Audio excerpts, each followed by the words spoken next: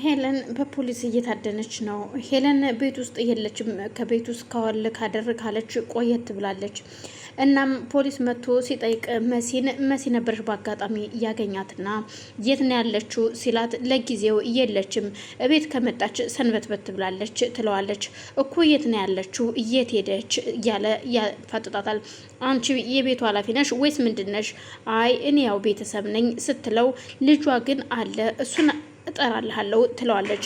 እሱም እሺ በቃ ሂጅና ጥሪልኛ ሲላት እሷ ግን በቆዛው እንደቆመች ካጠገቡ ሄለን ተጋለጥሽ፣ በገንዛጅሽ ያታባሽ አሁን ጉድሽ ሊወጣ ነው ስያለች እዛው ቁማ ቀረች። እንዴ ልጥራልህ እኮ ብለሽ ነበረ ምነው እዚሁ ቁመሽ ቀረሽ ሲላት ወይ ይቅርታ እዚሁ ቁም የቀረው እንዴ ስትል መሲ ወደ ላይ እየሮጠች ወደ ክፍሉ ትሄዳለች ወንድሟን ለመጥራት። ሄለን ደግሞ እዛው እንደታገተች ያገታትም እዛው የባሏ የወንድሙ ልጅ ነበረ። እናም ቤዛው ቤት ውስጥ እየኖረ ይህንን ሴራ ስለሚያውቅ እናም የአባቴ ገዳይ ናት ብሎ ስለሚያስብም ብዙ ጥርጣሬዎች ስላደሩበትም ነበረ ያገታት። የመሲ ወንድምም አለበት እዛው ውስጥ። ግን ደግሞ ጆይ በአጋጣሚ የልሹን ለመጠየቅ እዛ ቤት መጥቶ በነበረበት ሰዓት ነበር የልሹን እንዴት እንደዚህ ታደርጊያለሽ? እንዴት መድኃኒት ትጠጫለሽ? እንዴት አንቺ ቆይ ራስሽ ለማጥፋት ትጥሪያለሽ? ምን አስበሽ ነው ሲል ይቆጣታል ጆ። ይኸውልህ ጆ አትጮህብኝ፣ ወድጄ አይደለም። ይኸውልህ አባዬም እንደዚህ ነበረ ወጥቶ በዛው የቀረውና ከጊዜያቶች በኋላ የአባዬን መሞት የሰማ ነው። ስለዚህ አሁንም እናቴም እንደዛ ነው የምትሆነው። ስለዚህ የእናቴን መሞት ቁሜ ከምሰማ ራሴን አጥፍቼ እዛው እኔም እንደሷ ብሞት እንደዛ ይሻለኛል ብዬ ነው ጆ እባክህ ተወኝ። እናቴ እኮ ይሄው ካየዋ ስንት ጊዜ ነው፣ ስልኳ ሁሉ አይሰራም፣ የት እንዳለችም አላቅም ትለዋለች። ጆ በዛን ሰዓት የሚያስታውሰው ቤት ውስጥ የኤልሹ አጎት የሆነው እናም ጆን ከዚህ በፊት መሳሪያ እንደሚፈልግ ጠይቆት ስለነበር ጆ ደግሞ በማያውቀው ነገር ዝም ብሎ አንስቶ ሽጉጥ ይሰጠዋል። ቆይ ግን ምን ልታደርግበት ነው አንተ? ቆይን ሽጉጥ ሲለውም አንተ ምን አገባህ የማደርግበትን እኔ አውቃለሁ ብሎት ነበረ። እናም እዛው ቁጭ ሲል በሀሳቡ የመጣለት ያ ነበረ። ምክንያቱም ሄለን ከዚህ በፊት ስራ ልታሰራው ፈልጋ ነበር። ኑኑ የጌጣጌጦቿን እንደሰረቀች አድርጋ እናም ለሌላ ሰው ወስዳ እንደምትሸጥ እና ለሰዎች ስትሸጥ እንደምትይዛት አድርገህ ይዘህ ለፖሊሶች እንድታቀርብልኝ እፈልጋለሁ ስትለው ነበር። ጆ ግን ኑኑ እንደዛ ታደርጋለች ተብሎ ቢጠየቅም እንኳን ስለሚደግፍ ለሷ አንቺ ግን ምን አይነት ጨካኝና አረመኔ ነሽ፣ የእውነት አንቺ ግን ባለጌ ነሽ ብሏት ነበር።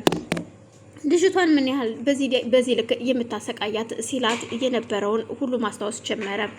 ስለዚህ አሁንም ሄለንን ያገታት እዚሁ ቤተሰብ የሆነ ሰው መሆን አለበት። እናም እሱ ደግሞ ታች ቁጭ ብሎ ነበረ። ደግሞም ጆን ሲያየው ለምን መጣህ ብሎት ነበር። እሱም ወደው እኔ አይደለውም ተጠያቂ ተመርማሪም አይደለውም በማለት እሱም ወጥቶ ሄዶ ነበረ። ጆ ከኤልሹ ጋራ ቁጭ ብሎ ከተወሰነ ደቂቃ ካወራ በኋላ አይዞሽ እናትሽ አትሞትም፣ ምንም አትሆንም፣ እሺ እኔ አመጣልሻለሁ፣ እኔ አገናኝሻለሁ ከእናትሽ ጋራ ምንም እንዳትሆኝ፣ ደግሞ ደውይልኝ እደውልልሻለሁም ይላትና አሁን መሄድ አለብኝ ብሎ የልሹን ጥሏት እየሮጠ ይሄዳል። እየሮጠ ሳሎን ሲሄድ ያው የሚፈለገው ሰውም አልነበረም። ልክ እሱ የውጩን በር ዘግቶ ሲወጣ እናም ጆ ደግሞ ከሳሎኑን በር ዘግቶ ሲወጣ ያየውና መከታተል ጀመረ። ፖሊሱም እዛው ቤት ውስጥ እያለ ቆይ እዚህ ቤት ግን ምንድን ነው ነገሩ? የሚወጣ የሚገባው ሰው በዛሳ በማለት የኤልሹ አባት የሆነው ግን ደግሞ ሄለን ብቻ ሚስጥሩን የምታውቅ እናም ደግሞ መሲም ይህንን ሚስጥር የሆነ ከብዙ በጥቂቱም ባይሆን የኤልሹ እህቱ እንዳልሆነችም ነግረው ነበር ለቤሎን። እናም ስለዚህ ፖሊሱ ደግሞ እዛው ቁሞ እያፋጠጠ እያለ የመሲ ፍቅረኛ የሆነው ማለትም የኤልሹ አባት ማንም ባያውቀውም እያሉ እናም እሱ ኤልሹን ለመጠየቅ መጥቶ ሳሎን ቆሞ ነበርና ከፖሊሱ ጋር እየተጠያየቁ ነበረ። ፖሊሱን ቆይ ምን ችግር ተፈጥሮ ነው? ሰላም ውድና የተከበራችሁ መግቢያ ቤተሰቦች እንዴት ናችሁ? ሰላም ናችሁ? ያላችሁ በሰላማችሁ ይዛልኝ። ይህን ቪዲዮ የምትከታተሉ ላይክ፣ ሼር፣ ሰብስክራይብ ያደርጋችሁ ቤተሰብ አድርጉኝ፣ አበረታቱኝ። ቤተሰብ የሆናችሁ ደግሞ ላይክ ሼር አድርጉልኝ። አመሰግናለሁ። እናም ከፖሊሱ ጋር እያወራ ያለ ቆይ አንተ ምንድነህ ለዚህ ቤት ሲለው የዚህ ቤት ባለቤት ወንድም ነኝ ሲለው እናም የወይዘሮ ሄለን ወንድም ነኝ ይለዋል። በጣም ጥሩ እንደውም አንተ ትፈልጋለህ። ስለዚህ እሷ የት ነው ያለችው? ቆይ ምንድነው ችግሩ ብሎ ሲጠይቀው ወይዘሮ ሄለን የህፃናት ከክፍለ ሀገር እያስመጣች በማዘዋወር ተጠርጥራለች እና ስለዚህ እሷ ትፈልጋለች ይለዋል።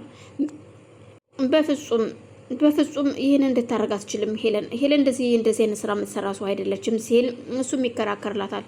እሱን ለእኔ ሳይሆን የምትነግረኝ እዛው ህግ ፊት ትናገሩታላችሁ በማለት ፖሊሱም ዝም ብሎ መናገሩን ጀመረ። አሁን ቆይ እዚህ ቤት ልጅ የተባለው ሳይመጣም እንዴ ሲል ቤሉልና መሲ ከላይ ሲመጡ የመሲ ፍቅረኛም እነሱን ሲያይ ተነስቶ ወደ ኤልሹ ክፍል ይሄዳል። እናም ቤሉልና መሲ ፖሊሱ ጋር ቆመው ሲያናገሩት ፖሊሱ የወይዘሮ ሄለን ልጅ ነው ወይ ሲለው አዎ ይላል። ቤሉልም የሚናገረው ቆጣ ብሎ ይናገር ስለነበር ፖሊሱም በጣም ተናዶበታል። ቆይ ምንድነው የተፈጠረው ነገር ምንድነው? እኔ እኮ ፖሊስ ነኝ ሲለው እኛም እኮ ያው ወይዘሮ ሄለን እንደጠፋች ፖሊስ ጣቢያ ሄደን አመልክተናል ይለዋል። ምናልባት እንግዲህ ከኛ ሳይሆን እኛ ጋር አይደለም ያመለከታችሁት ሌላ ፖሊስ ጣቢያ ይሆናል። እናም ለዛ ነው እኛም እሷን ፍለጋ የመጣ ነው ሲለው እኮ እሺ በምን ምክንያት ነው እሷ የተጠረጠረችው? ልጅ በማዘዋወር ህፃን በማዘዋወር በፍጹም እሷ አታደርግም ሲል ቤሉል ይከራከርላታል። መሲ ደግሞ ቤሉል እባክህን ተረጋጋ እንደዚህ አትሁን ስትለው በፍጹም እናቴን አውቃታለሁ እንደዚህ አታደርግም እንዴ መሰክርላታለሁ በማለት እሱም ልቡን ነፍቶ ይከራከር ጀመር። መሲ ግራ ተጋብታ ተው ብትለውም ከመቆጣት በቀር ሌላ ምንም ማድረግ ስለማይችል ቤሉል ምን ላድርገው አሁን ከፖሊስ ፊትስ ምን መናገር እችላለሁ ስትል ዝም ብላ ማየቷን ቀጠለች። ቤሉል ለወይዘሮ ሄለን ይከራከርላታል።